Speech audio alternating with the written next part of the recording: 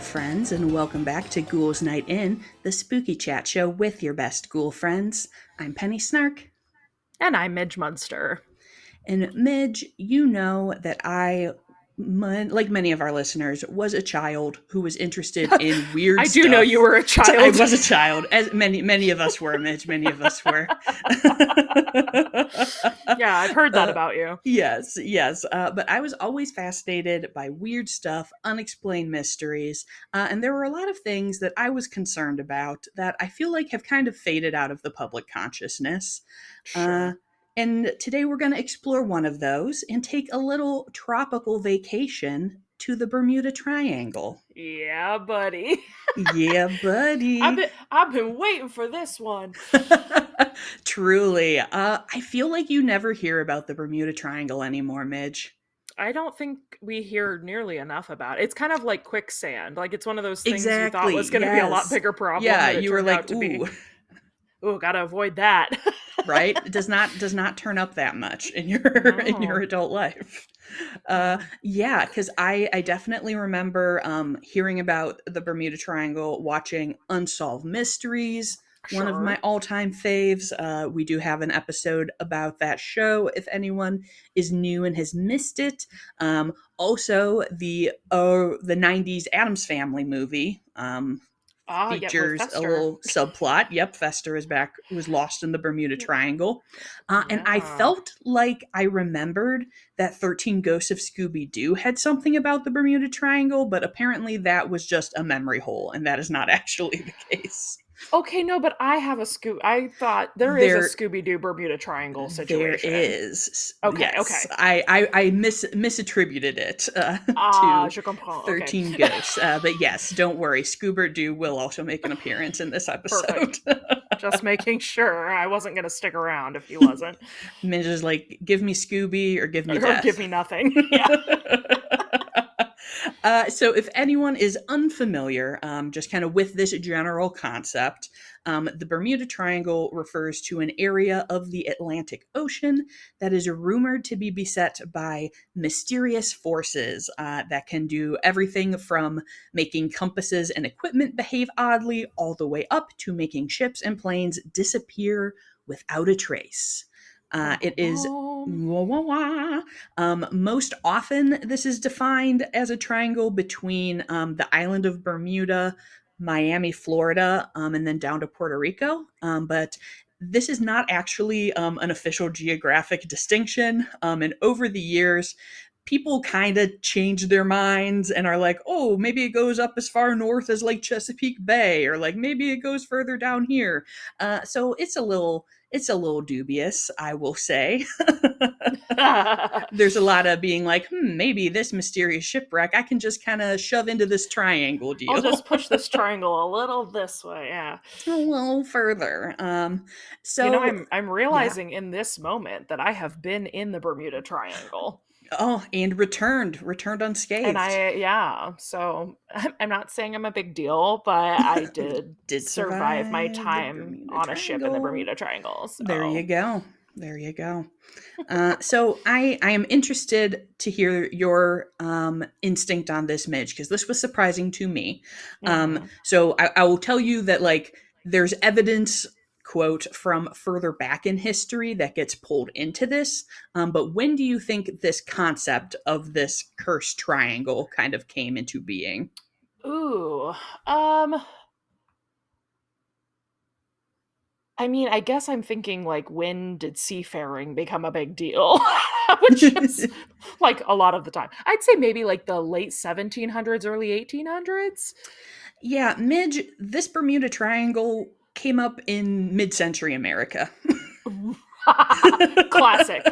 Classic. Yes. Oh, So so it's kitsch. it is. It is. I was gonna say it's our favorite thing. It's 50s and 60s vintage. Hell yeah. Uh, so there is originally like an AP article in 1950 that doesn't name it specifically, but is like, ooh, there's mysterious disappearances around there. And then a few other places kind of pick it up. But it is in 1964. Vincent Gaddis writes an article for Argosy magazine, in which is titled "The Deadly Bermuda Triangle," and is the first naming of the area. All right, 1964. Yep. We're making Jello molds in the Bermuda Hell Triangle. yeah, we are. Yeah, and I digged into this a little bit. Argosy was like previously like a sci-fi magazine that kind of transformed into like a pulpy men's magazine, and it kind of went back and forth on being like, we're doing fiction, and like, oh, maybe we've got some news, and they called it like sensational news. So I'm kind It's of giving like, like National Enquirer a kind of like little bit. yeah. I'm not 100% sure, but I'm like, it definitely seems like a publication that kind of existed in sort of an in between of Yeah. fiction and In things. in a Bermuda Triangle of literature, you might say. Oh, one might say it definitely is.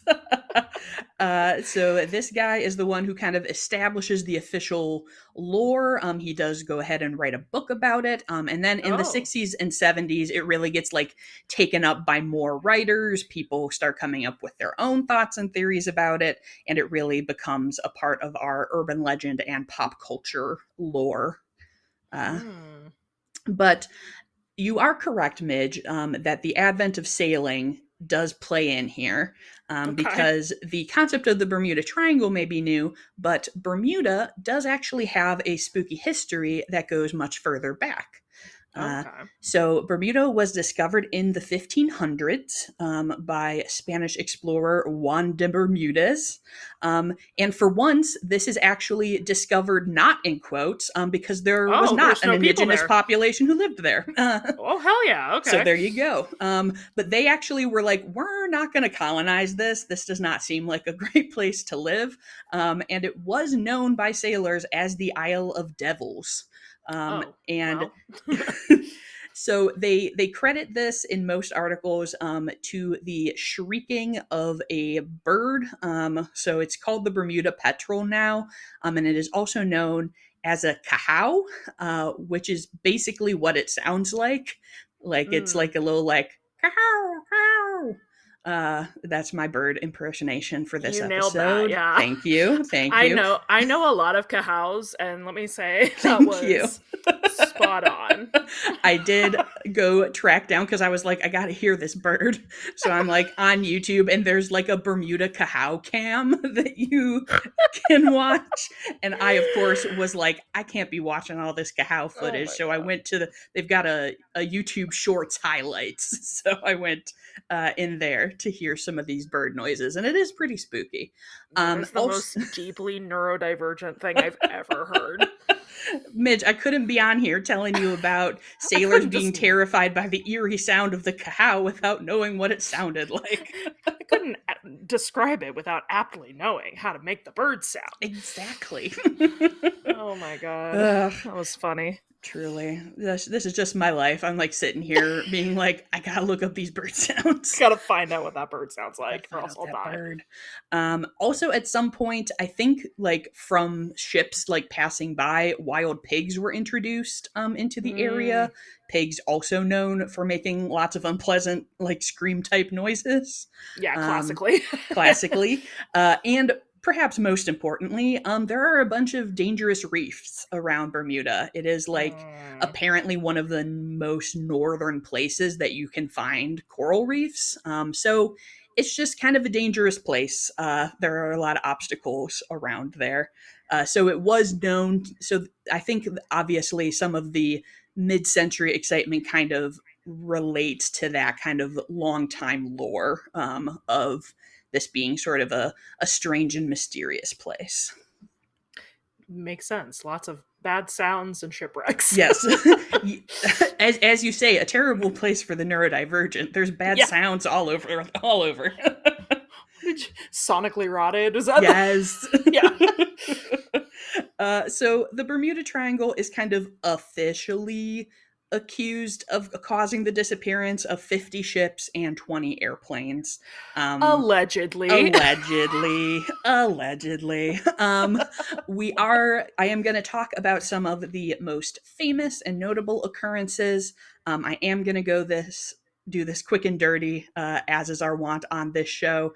I am Mhm. sorry to any triangle heads out there because I know y'all get real deep into these details.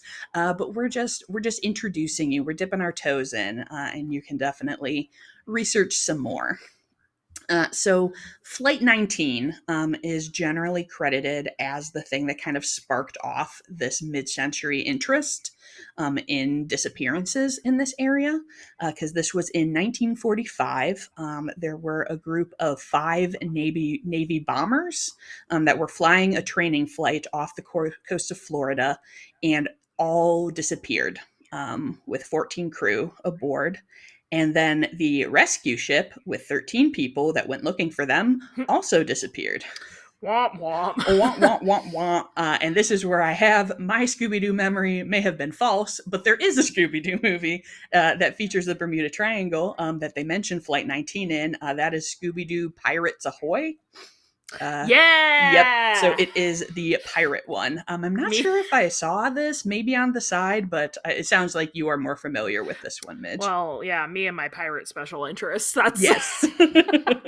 I'm nothing if not a pirate girl and a There you Scooby Doo go. girl. So yeah. I usually am too, but I think I missed this one. This one came out in 2006, so it was like kind of Mm-hmm. on the edge of my Scooby Doo time, I would Viewing say. period. Yeah. Well, see, but that was when I was deep in the throes of my Pirates of the Caribbean Oh, true. bullshit. Very true. So that's it. It all lined up. That was kind Yeah. of when my pirate shtick started around '04, so we were right in the sweet spot. It's fair. I'm sure that's why there was a Scooby Doo pirate movie at Mm-hmm. that time. Exactly. But yeah, so obviously very sad, very mysterious. The head of the training radioed back several times, indicating that his compasses weren't working, that they were lost. He kind of was like, "Oh, I think I see the Florida Keys," and like navigated based on that. But it sounds like those were not, in fact, the Florida Keys that he saw. And so probably navigated them into the wrong direction. And of course, everybody's like, well, why did all five of these bombers disappear? And people are just kind of like, that's the military for you. Like, the guy who was in charge, they were going to follow him. So, Right. Yeah. yeah. And also, it is not often talked about, but like, the weather was really bad this day. Like, there were storms and bad stuff going on. So, like, that's another thing that you kind of see, I would say, a common criticism of some of the Bermuda Triangle theories is a lot of this stuff is presented as if it's like, and they just disappeared and it was so weird. And it's like, well, yeah, there's a hurricane. Oh, there was an F5. Yeah. Yeah, Yeah. Yeah, that'll do it. That'll do it. that'll do it. So this is one going a little further back in time that also gets a shout out in the Scooby Doo movie, which is the disappearance of the USS Cyclops. Mm. Which was, this is another time for a very specific superlative, Midge. It Oh. is the largest loss of human life in naval history outside of combat in the US. Oh, wow. So in 1918, the ship was transporting a full heavy load of manganese ore for World War One munitions building and disappeared with 306 crew aboard. Oh, Um, wow. Yes. This one is also mentioned in Quantum Leap, has an episode about the Bermuda Triangle and mentions that this ship disappeared. And since this is kind of a specific instance, I will also tell you that the USS Cyclops had two sister ships that also disappeared while also carrying a large amount of ore. So there is a strong possibility that there was some kind of structural failure going on here, Sure. just carrying very heavy load of metal is not Well, it necessarily great. isn't ore also magnetic? I think it depends on the ore, but it sounds like it could be. Yeah, well, I'm thinking too, just like any kind of nav systems or anything that, or compasses or what have Yeah, you. If you have a yeah, could be large amount impacted. of magnetic metal on the ship, Yes. might be scrambling your signals. Yeah. Yes. Another one is a ship that has made a previous appearance on Ghoul's Night In, the Ha! Carol A. Deering, which we talked about all the way back in our Ghost Ships episode. Yeah. I did mention in that one that Bermuda Triangle people are into the shipwreck. So here it is now. Here we are, baby. I always come back around again. You know, I don't leave you guys hanging. It might take 100+ episodes, It but we're might take back. 3 years, but we're back. We're Yeah. back. This was the one, for anyone who did listen to the episode, just a cheater that was found abandoned and washed up on shore. And there was like a creepy note on board, and there was oil everywhere. Mm-hmm. So not a great sign. Definitely a weird and mysterious thing. That one is also often tied to this. And then I will shout out two other ones. Star Tiger and Star Ariel were two passenger planes from the same airline that disappeared almost exactly a year apart. So January 30th, Hmm. 1948, and January 17th, 1949. Um, Wow. and had both apparently just sent like a all well message and vanished. Everything's good. Everything's great, you guys. It was not good. I Yeah. was gonna say I too have told people everything's great and then disappeared, so I relate to these planes. Classic triangle move. Classic triangle. Uh, but yeah, so like I mentioned earlier, because of the mythology of a Bermuda Triangle, a bunch of stuff gets pulled in that like anytime there is someone who like disappears during like, you know, these rich sailing guys do like I'm going to sail my little yacht solo Right. across whatever, and if they disappear they're like maybe it was the Bermuda It Triangle, was and the it's like triangle. you have no idea where this person is. You also, I feel like Amelia Earhart gets mentioned and She pulled in does here a all the lot. time. Yeah. And her plane went down in the Pacific Ocean, Pacific. Yeah. not in the Atlantic Ocean. So not Nowhere. Yeah. not at all, not at all. But it was like, and even when I said I was doing the Bermuda Triangle, someone was like, "Oh yeah, like Amelia Earhart, right?" And I was like, "No, That is like a really common yeah, belief. Yeah. definitely, yeah, a It was the first thing common I thought when you, misconception." yeah, when you first thing I thought when you said this is what we were doing. I was like, I hope she talks about Amelia Earhart, like Yes. in the fact that that's not real. Yeah, yeah. Also a fascinating disappearance, but certainly not triangle related. But a Uh, disappearance of a different color. Yeah. yes. And as you guys can kind of guess from how we're describing it so far, this is something that just has really involved paranormal claims from the beginning. Like kind of the entire concept from like the 40s and 50s is people being like, "This is so spooky." Um, so there have been a variety of theories over time. Some of my personal favorites is the belief that this is related to the lost city of Atlantis. Uh, Oh. Everyone's like, well, maybe there's like some kind of ancient tech from Atlantis under the waves that is interfering and like causing ships to disappear, which is just stacking your supernatural claims there. Right. Like Yeah. on one Double hand, whammy of yes, you supernatural. require me to believe in two things right now. Um, of course, aliens are a big hitter in Bermuda Triangle theories. No. Everybody's Imagine like, that. "Ooh, we got to get those aliens in there." And I feel like a lot of times in media, there's a lot of idea of like time warps and things Uh, like that. the X-Files episode, Yes, exactly. which called Triangle, which takes place Triangle. on is filmed on the Queen Mary, which we've also talked about here before. Yes. But that is like basically that it's happening in two time streams because the Mm-hmm. ship is stuck in the triangle. Yeah, Yeah. yeah, that I feel like was like the main thing that I took away as like a youth when people were talking about it is I was like, okay, like getting unstuck in time, like ending up in Hmm. the wrong time is a very common one. Yeah. Uh Something else that I think is really interesting about the Bermuda Triangle is that it's very similar to kind of the world of cryptids too, in the sense that like people try to come up with scientific explanations that Sure. often are kind of question mark. I mean, obviously they're talking about magnetic waves. The thing that I remember very clearly is this idea about methane bubbles. Do you have you heard this, Midge? No, I don't think so. Like coming up and swallowing them, or Yeah, like basically. So there's like, so people are like, okay, under the tectonic plates there are like these concentrated like chunks of gases, and sure. what if a bubble of methane gas escaped and came all the way up from the bottom of the ocean, and then it swallowed up the ship with no trace? And people were like, oh, we've tested this with a sample size ship and it could totally work.